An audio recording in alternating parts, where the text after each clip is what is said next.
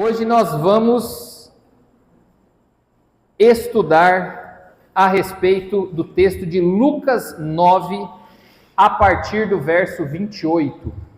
Lucas 9, a partir do verso 28.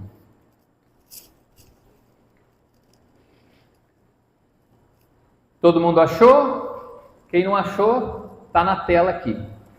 Queridos, esse texto ele é muito conhecido, é a famosa transfiguração de Jesus Cristo no monte. Eu acho que todo mundo já deve ter ouvido a respeito desse texto, pelo menos uma vez na vida. E esse texto, além de estar em Lucas 9, ele está também em Marcos 9 e em Mateus 17. Então, antes de iniciar, vamos fazer um combinado aqui. Nós vamos trabalhar o texto base de Lucas 9 a partir do verso 28, mas às vezes nós vamos lá para Marcos 9 e outras vezes lá para Mateus 17. Por quê? Porque nesses outros textos, por vezes, existem alguns detalhes, algumas coisas que não foram ditas em Lucas 9. Então, para que a gente entenda a história inteira, de vez em quando a gente vai para um outro texto, mas que trata exatamente da mesma história. Amém? Todo mundo entendido? De acordo? Vamos começar então? Lucas 9, verso 28, e a versão é a NVI. Aproximadamente 8 dias depois de dizer essas coisas, Jesus tomou consigo a Pedro, João e Tiago e subiu a um monte para orar. Enquanto orava, a aparência de seu rosto se transformou e suas roupas ficaram alvas e resplandecentes como o brilho de um relâmpago. Surgiram 2 homens que começaram a conversar com Jesus. Eram Moisés e Elias. Apareceram em glorioso esplendor e falavam sobre a partida de Jesus que estava para se cumprir em Jerusalém. Pedro e os seus companheiros estavam dominados pelo sono. Acordando subitamente, viram a glória de Jesus e os 2 homens que estavam com ele. Quando estes estavam se retirando, Pedro disse a Jesus: Mestre, é bom estarmos aqui. Façamos 3 tendas, uma para ti, uma para Moisés e uma para Elias. Parênteses. Ele não sabia o que estava dizendo. Verso 34. Enquanto ele estava falando, uma nuvem apareceu e os envolveu, e eles ficaram com medo ao entrarem na nuvem. Dela saiu uma voz que dizia: Este é meu filho, o escolhido, ouçam a ele. Tendo-se ouvido a voz, Jesus ficou só. Os discípulos guardaram isto somente para si. Naqueles dias, não contaram a ninguém nada do que tinham visto. No dia seguinte, quando desceram do monte, uma grande multidão veio ao encontro dele. Um homem da multidão bradou: Mestre, rogo-te que dês atenção ao meu filho, pois é o único que tenho. Um espírito o domina. De repente ele grita, lança-o em convulsões e o faz espumar. Quase nunca o abandona e o está destruindo. Roguei aos teus discípulos que o expulsassem, mas eles não conseguiram. Jesus respondeu: Ó geração incrédula e perversa, até quando estarei com vocês e terei de suportá-los? Traga-me aqui o seu filho. Amém? Se a gente pudesse dar um nome para essa ministração aqui, eu colocaria o nome de Do Monte ao Vale. Nós vamos perceber que nessa história, em resumo, Jesus chamou 3 de seus discípulos mais próximos, subiu com eles até o alto de um monte, ali ele começou a orar. De repente, um pedaço do céu se abriu, ele se transfigurou, as roupas dele começaram a resplandecer, o seu rosto começou a resplandecer. Os discípulos ficaram aterrorizados com tudo aquilo. E aí aparecem dois personagens conhecidíssimos da Bíblia, Moisés e Elias, que conversam com Cristo a respeito, da ida dele até Jerusalém, a respeito da crucificação, que foi lá, e de repente Pedro tem uma brilhante ideia: mestre, vamos fazer 3 tendas aqui, uma para o Senhor, outra para Moisés, outra para Elias. E nisso, os dois saem, Cristo fica só com eles, e aí eles descem para o vale. E lá embaixo tinha um pai com um filho endemoniado, que os discípulos de Cristo não estavam dando conta de resolver a situação. E Jesus Cristo chega e fala: ó geração incrédula, até quando estarei, eu preciso aguentar vocês? Ponto. Essa é a história. Simples assim. Agora nós vamos tentar entender se tem alguma coisa que Deus pode trabalhar na nossa aplicação da vida prática. Vamos lá? Lucas 9:28 diz assim: aproximadamente 8 dias depois de dizer essas coisas, Jesus tomou consigo a Pedro, João, Tiago e subiu a um monte para orar. Em Mateus 17, verso 1 diz assim: 6 dias depois, Jesus tomou consigo Pedro, Tiago e João, irmão de Tiago, e os levou em particular a um alto monte.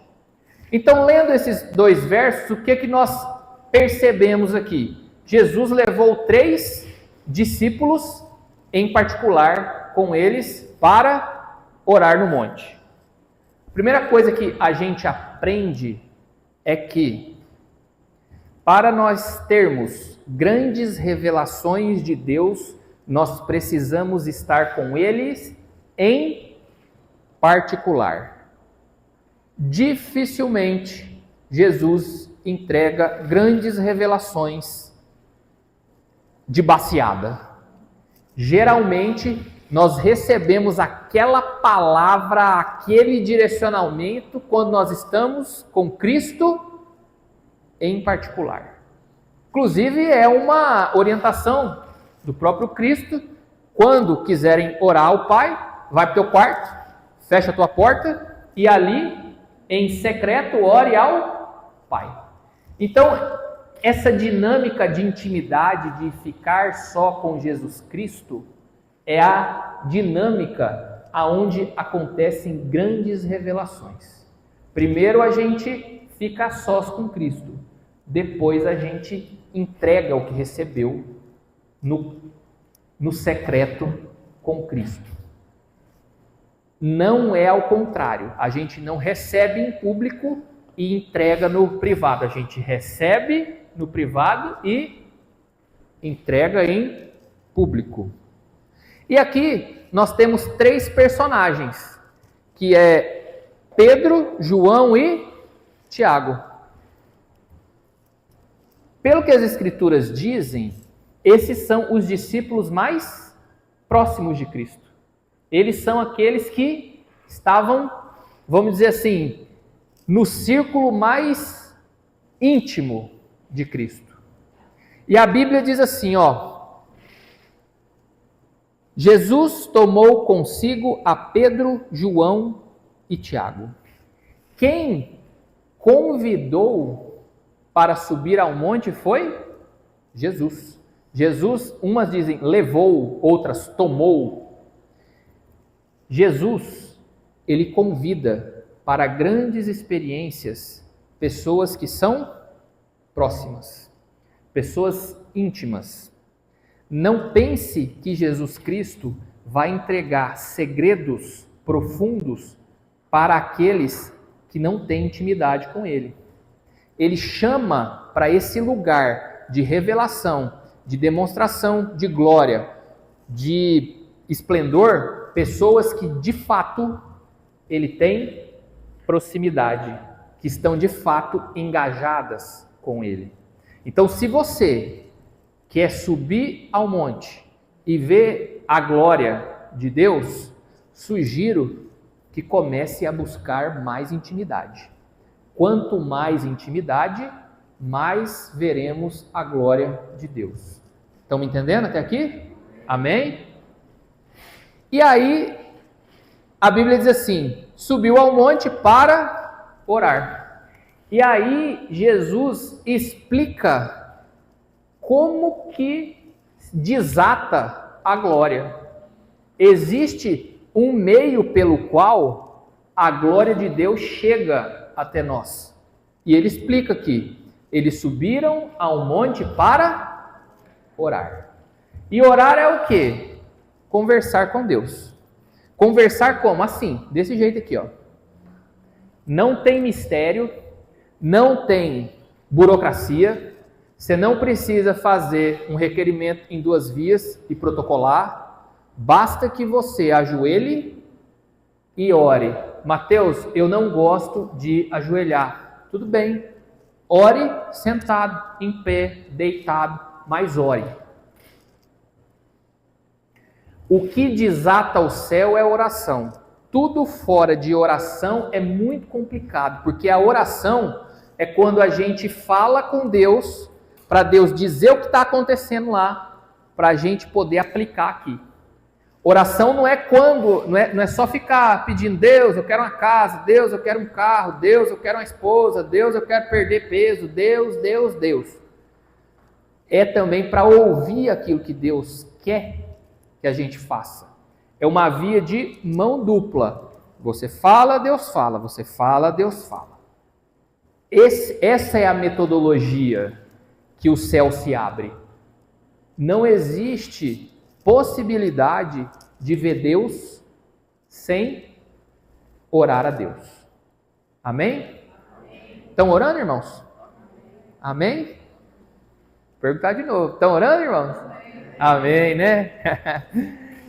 E aí, olha que interessante o que diz o verso 29. Enquanto orava, a aparência de seu rosto se transformou. Olha a expressão usada. Enquanto. Ou seja, durante o período de. Enquanto. Enquanto estava orando, o que aconteceu? A aparência de seu rosto se transformou. É durante a oração que o céu se abre. A oração é um instrumento muito poderoso. Quem não ora, sugiro que ore. E você pode orar a qualquer tempo. Não existe burocracia. Não precisa parar e falar alto, Senhor, meu Deus e meu Pai, eterno, maravilhoso. Você pode orar mentalmente. Você acredita que Deus sabe o que está passando na sua mente agora? Isso te assusta? Ou não? Brincadeira, vamos lá. E aí é o que acontece. A Bíblia diz assim, enquanto orava, a aparência de seu rosto se transformou, e suas roupas ficaram alvas e resplandecentes, como o brilho de um relâmpago. Então o que aconteceu? Segundo Lucas, quando o esplendor de Cristo transcendeu, a Bíblia diz que as suas roupas ficaram, aqui em Lucas, ficaram alvas e resplandecentes como o brilho de um relâmpago. Se nós formos em Marcos 9, verso 3, ele diz assim, suas roupas se tornaram brancas de um branco resplandecente, como nenhum lavandeiro no mundo seria capaz de branqueá-las. Se nós formos em Mateus 17, 2, ele diz assim, sua face brilhou como o sol, e suas roupas se tornaram brancas como a luz. E aí, o que eu pergunto a vocês é o seguinte, em Lucas diz que as roupas dele ficaram brancas como um relâmpago. Em Marcos 9:3 diz que as roupas ficaram brancas de forma resplandecente, como nenhum lavandeiro do mundo é capaz de lavá-las. E em Mateus 17:3, assim, ficaram brancas como a luz. A pergunta é, um diz que parece um raio, outro diz que parece uma roupa bem lavada, e outro diz que parece a luz. Quem está falando a verdade? Ou quem está mentindo? E aí? Quem está certo nisso aqui? Foi como relâmpago? Como roupa bem lavada? Ou como luz? Pareceu com o quê? Queridos, entendam uma coisa no Espírito. Jesus se transfigurou, o céu desceu. A glória do Senhor apareceu. Só que cada um dos que estavam ali perceberam a glória dele de uma forma distinta. Um como relâmpago, outro como roupa bem asseada e outra como luz. Não tente colocar Jesus em uma caixa. Não tente ser o dono da revelação. Jesus, ele se mostra e cada um enxerga ele com as premissas e com a vivência e o entendimento que tem. Não é porque um viu raio e o outro viu roupa lavada que eles não viram a glória de Deus. Não tente monopolizar a glória de Deus. Não bote ela dentro da sua caixa. Deus se manifesta do jeito que Ele quer, da forma que Ele quer, do jeito que Ele quer, etc. E um vai ver raio e o outro vai ver luz. E a glória de Deus é assim. Se Deus descer aqui, agora, uns vão rir, outros vão chorar, outros vão cair no chão, outros vão pular. Cada um vai ter uma percepção a respeito da glória de Deus. E todas elas são glória de Deus. Porque foi oriunda de Jesus. Não tente monopolizar a glória de Deus. Não bote Jesus numa caixa. Pelo amor de Deus, deixa Ele fazer aquilo que Ele sabe, que é ser Deus. Amém? Amém. E aí a gente segue. E diz assim: enquanto isso, orava, a aparência do seu rosto se transformou. Em Mateus 9 diz assim, ali ele foi transfigurado diante deles. Em Marcos 9, ali ele foi transfigurado diante deles. Mateus 17 diz assim, ali ele foi transfigurado diante deles. Então o termo utilizado é transfiguração. Que se nós formos analisar na raiz, o que a palavra transfiguração é lá no original, significa metamorfose. O termo utilizado aqui é metamorfose. Significa o quê? Uma mudança exterior que procede de uma mudança interior. Você muda o seu externo porque houve uma alteração na sua parte interna. Foi isso que aconteceu. Existia o céu dentro de Cristo e ele deixou o céu vir para fora. Então houve uma transfiguração, uma metamorfose. Mateus, entendi, foi glorioso. Amém, foi mesmo. Aplica isso daí do ponto de vista prático. Essa é a proposta que Cristo tem para a gente. Que a gente sofra uma metamorfose. Que exista uma mudança interior nele, tão densa, tão grande, que isso venha para o lado de fora. A gente recebe Cristo, a mudança acontece e no nosso rosto nós o resplandecemos. É isso que Cristo quer, que a gente se transfigure também, não como Ele, dessa forma, gloriosamente, mas espiritualmente, do ponto de vista da aplicação na nossa vida. Mateus, como que eu descubro se a pessoa aceitou Jesus de fato ou não, e ela é cristã de fato ou não? É só ver se a mudança que ela diz que ela teve, se ela consegue externar. Se essa mudança interior ela vier para fora, isso ficar claro, houve uma metamorfose. A Bíblia diz o seguinte: aquele que rouba, não roube mais. Não é assim? Então, mudou alguma coisa aqui. E você não repete aquelas coisas erradas que foram feitas anteriormente. Houve uma metamorfose. Tem alguém me entendendo aqui? Amém? Amém? Tem alguém que já está em processo de metamorfose? Amém. Tem alguém que já está completo na metamorfose? Ainda não, né? Até o último dia, né? A luta é diária, né? E aí segue o texto, verso 30. Surgiram dois homens que começaram a conversar com Jesus. Eram Moisés e Elias.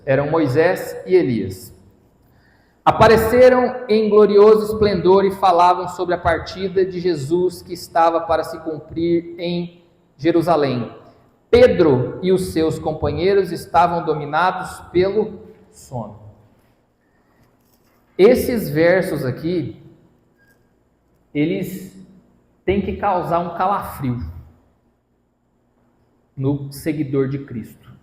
Olha o que estava acontecendo. Um pedaço do céu se abriu, Jesus se transfigurou, veio Moisés e Elias, o representante da lei e dos profetas. Eles dialogavam a respeito do acontecimento mais importante da vida cristã, que seria a morte e a ressurreição de Cristo. E os discípulos estavam dominados pelo... Jesus está querendo falar e mostrar coisas extraordinárias, mas muitas vezes nós estamos dormindo. Jesus está em poder e glória e nós estamos com sono. Jesus está falando com Moisés, com Elias, a lei, os profetas que apontavam para ele. Toda a estrutura do cristianismo estava ali, basicamente. E os discípulos estavam dormindo. Isso acontece com a gente também. Jesus está se movimentando, Jesus está andando, Jesus está curando, Jesus está fazendo e nós estamos dormindo. E isso é terrível, porque a gente nunca sabe quando é a próxima experiência. Essa daqui não tem registro na Bíblia. Já imaginou? Você perder esse avivamento, por quê? Porque estava fora do timing. Que Deus nos proteja desse sono espiritual. E aí, a Bíblia segue dizendo assim: acordando subitamente, viram a glória de Deus e os dois homens que estavam com ele. De repente aconteceu, eles perderam o bonde, estavam descansando, dormindo. De repente, ai meu Deus, está acontecendo. E às vezes acontece isso com a gente. Jesus está trabalhando e de repente a gente, ai Jesus amado, agora eu entendi. E aí, Pedro, dormindo, provavelmente não deve ter ouvido o que o pessoal disse. Aí no verso 33 fala assim: quando estes estavam se retirando, Pedro disse a Jesus: Mestre, é bom estarmos aqui. Façamos 3 tendas, uma para ti, uma para Moisés e uma para Elias. E é engraçado ele falar, é bom estarmos aqui, talvez porque o sono lá em cima seja mais gostoso, né? Porque, como assim é bom estar aqui? Está dormindo, cara? Como assim? Mas enfim, tirando isso, olha o que o Pedro falou. Jesus, vamos fazer 3 tendas. 3 tendas. Uma para o Senhor, uma para Moisés e outra para Elias. E esse aqui é um erro que a gente comete também. Muitas vezes a gente coloca Jesus no mesmo patamar, na mesma tenda de outras pessoas. Não tem como Jesus ficar nessas tendas. Jesus é o Filho de Deus. A gente às vezes confunde Jesus com os nossos manos, nossos brother. Jesus não é esse cara. Jesus não está no mesmo quadrante que nós, meros mortais, por mais espirituais e maravilhosos e tops que possamos ser um dia. Não coloque Jesus na mesma tenda. Jesus, ele é extraordinariamente superior a qualquer coisa que pensamos, imaginamos e etc. Tanto isso é real que no verso 35 diz assim, 34 a 35, enquanto ele estava falando, uma nuvem apareceu e os envolveu, e eles ficaram com medo ao entrarem na nuvem. Dela saiu uma voz que dizia: este é meu filho, o escolhido, ouçam a ele. Deus veio na hora e corrigiu. Como assim na mesma tenda? Esse é meu filho.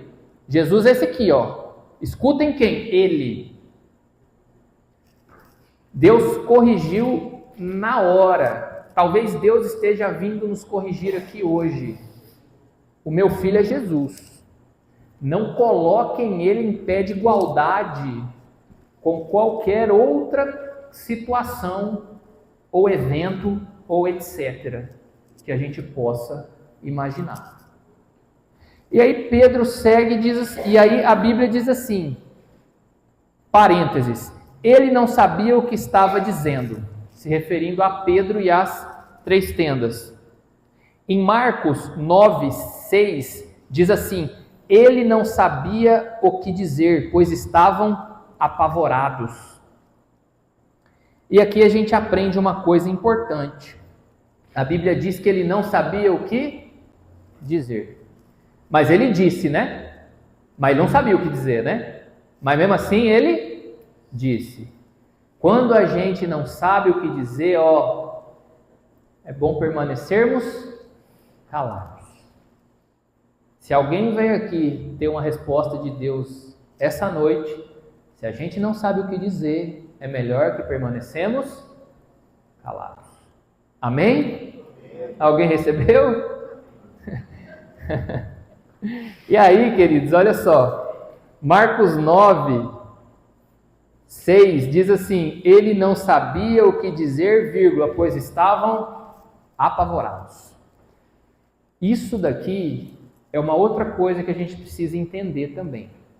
Quando nós estamos apavorados, quando nós estamos com medo, quando nós estamos ansiosos, quando nós estamos numa situação complicada, que nos coloca em estado de alerta, o medo, o apavoramento, se é que eu posso dizer assim, não é um bom conselheiro. Não diga, não fale, não contrate, não faça combinados no momento do apavoro. O medo não é um bom conselheiro. Pedro, eles estavam com medo, então Pedro falou o que não devia falar. Quando nós estamos com medo, quando nós estamos nesse lugar, a probabilidade de nós tomarmos uma decisão errada é bem grande. Porque o medo não é definitivamente um bom conselheiro. E aí segue dizendo o seguinte, verso 33. Tendo-se ouvido a voz, Jesus ficou só. Tendo-se ouvido a voz, Jesus ficou só. Lá em Mateus 17, verso 8, diz assim, e erguendo eles os olhos, não viram mais ninguém, a não ser Jesus. O que aconteceu aqui? A conversa aconteceu, o rosto de Jesus resplandeceu, Moisés e Elias foram embora, a nuvem veio, houve o apavoramento, Deus falou, esse que é o meu filho. Aí de repente, acabou a situação. E aí a Bíblia diz o seguinte, e eles ergueram os olhos e estava apenas Jesus. Entenda uma coisa, gente. Jesus é o cara que sempre vai ficar. Jesus é o cara que sempre vai ficar. Ele está até o final. Ele disse assim, estarei contigo todos os dias das suas vidas, não é isso que ele diz? Ele está até o final. Passou a glória, o êxtase, passou os personagens, Elias, Moisés retornaram, passou o medo da glória de Deus. Quando eles olharam, ficou quem? Jesus. Na nossa vida às vezes é assim, passa um, passa outro, passa aquele, passa esse, quando a gente olha em volta, quem ficou? Jesus. E o único cara que fica, muitas vezes a gente não dá a reverência, o respeito que ele precisa. Só ele fica. Porque quando o bicho pega mesmo, provavelmente você ajoelha e fala assim, ai Jesus, e agora? Não é para ele que você chama? É porque ele que fica. E a gente precisa entender isso. E a gente precisa entender do ponto de vista de aplicação. Jesus, ele está até o final. Você vai erguer o olho, pode não ter ninguém, Jesus vai estar lá. E aí, verso 37. No dia seguinte, quando desce... Não é esse aqui não. Tem um outro mistério aqui. Verso 34. Enquanto ele estava falando, uma nuvem apareceu e os envolveu, e eles ficaram com medo ao entrarem na nuvem. Antes de descer do monte, tem mais um negocinho no monte ainda. A Bíblia diz o seguinte, Deus veio em glória e falou, esse é meu filho amado, Jesus resplandeceu, ambiente totalmente de glória. Quem nunca orou por isso? Já oraram? Senhor, tua presença, Senhor, quero mistério, Senhor, fala comigo, Senhor, desce em poder e glória, Senhor, eu quero um milagre. Quem já fez isso? Amém? Estou na igreja então, maravilha. Deus veio, Jesus resplandeceu, o rosto transfigurou, Deus veio, a voz disse, a nuvem cobriu. Qual foi a postura deles? Eles tiveram medo. Isso aqui demonstra para nós uma fé imatura, uma fé rasa, uma fé pequena. A gente clama a Deus, pede a Deus, ora para Deus, ergue a mão, jejua, lê a Bíblia. Quando Deus vem, o que a gente sente? Medo. Já aconteceu com vocês? Já aconteceu com vocês isso? Teve um dia que Deus veio, eu orando, Deus, vamos para cima, Deus, vamos, Senhor. E ele falou, então bora. Menino, quando ele veio, eu falei, ai Jesus, é o Senhor mesmo. Fé imatura. Que a gente não consegue perceber que nós estamos envoltos em um ambiente de glória. E aí, ao invés de aproveitar, erguer a mão, jogar para cima e falar, Senhor, agora fala, que o teu servo te ouve. O que a gente faz? Com medo, esconde. Fé imatura. Quando Deus vier, gente, fique em paz. Fique em paz. Ele não vai ultrapassar nenhum limite que você coloque. Senhor, é só até aqui, ó, daqui para cá eu tenho medo. Beleza, é aqui. Teve um dia que Deus veio e eu fiquei com tanto medo, falei, Senhor, para que eu tô com medo. Parou. Aí eu falei, cara, eu mandei Deus embora? É isso que eu fiz? É sério? Aí eu comecei a orar, Deus, não, volta, Deus, volta. Sabe quanto tempo demorou para a próxima? Quase 1 ano e meio. Olha que desespero. Estava preparado ainda. Enfim, quando Deus vier, gente, não tenham medo. É Deus. Amém? Obrigado, pastor. Agora sim, verso 37.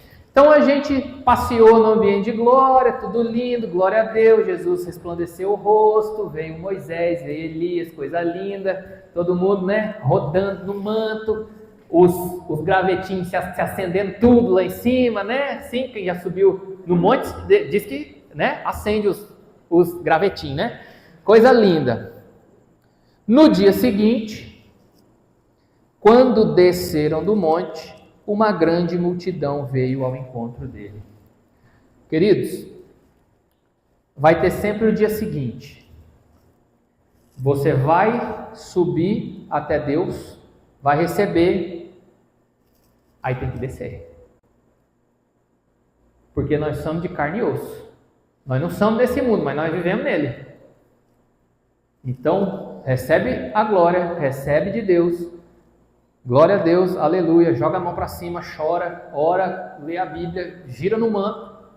No dia seguinte, desce. Por quê?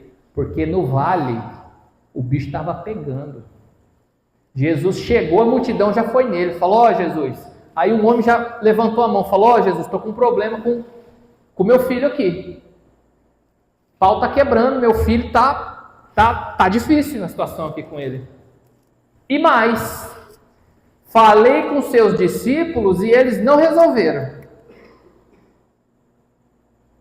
Deduraram os caras tudo lá. Falou, ó, esses meninos que dizem que andam com você aí não tem noção de nada não. Ó. E aí a gente aprende uma coisa. Que a gente recebe, depois desce. A gente é cheio da glória de Deus e depois desce para resolver o problema dos nossos irmãos. A gente tem que se encher. Para quê? Porque no outro dia tem vale. Tem gente precisando de um abraço, tem gente precisando de uma orientação, tem gente precisando de um conselho, tem gente precisando que as pessoas transbordem em Cristo. Então vá para o monte, glória a Deus, aleluia. Depois desça para resolver os problemas do vale. Os problemas reais, eles estão no vale. As pessoas estão sofrendo. A Bíblia diz que a criação clama, aguarda ansiosamente a manifestação dos filhos de Deus. Recebe e desce. Amém? E aí, Jesus chega e lá em Marcos 9 diz assim: quando chegaram onde estavam os outros discípulos, viram uma grande multidão ao redor deles e os mestres da lei discutindo com eles. Jesus desceu com a turma dele, chegou lá embaixo, o pai daquela criança desesperado, precisando de ajuda, e os discípulos estavam aonde? E os mestres da lei discutindo com eles. Tem muitas vezes que nós, discípulos de Cristo, ou que dissemos ser discípulos de Cristo, o bicho está pegando, as pessoas estão precisando, e ao invés de nós estarmos resolvendo, nós estamos discutindo com pessoas que não se importam com aquilo que Jesus faz. Os mestres da lei, eles não eram amigos de Cristo. Eles ficavam só perturbando ele, né? Isso aqui, o que é isso aqui? Isso aqui, o que você acha que é isso aqui? Isso aqui, como é que resolve isso aqui? Só botando ele em situação. Os discípulos, ao invés de resolver o problema, estavam discutindo. E muitas vezes a gente faz isso. Ao invés de resolver, a gente fica tentando devagar, teologicamente. Não, mas isso aqui é tal coisa, isso aqui, e a pessoa sofrendo aqui. E você, não, mas é porque isso aqui, ó, o pensador fulano de tal, o teólogo não sei das couves, não sei, e os meninos sofrendo aqui. E a gente discutindo o famoso sexo dos anjos, né? Que não vai para nenhum lugar nem para outro. Nós, como cristãos, temos que dar respostas e não ficar batendo boca com quem não professa do mesmo mistério que os cristãos deveriam.